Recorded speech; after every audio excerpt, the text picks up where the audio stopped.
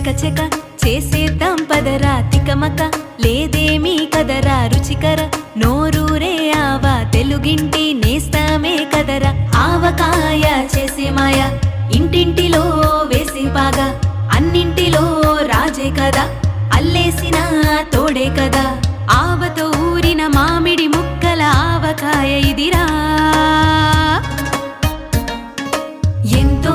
ఎంతో రుచిరా అమ్మ ఆవకాయ ఎంతో ఎంతో రుచిరా అమ్మ ఆవకాయ చిన్న పెద్ద అంటూ వయసు చూడబోదే ఆవకాయ మన అందరి ఇంట బంధువై చేరే మన బంధువై చేరే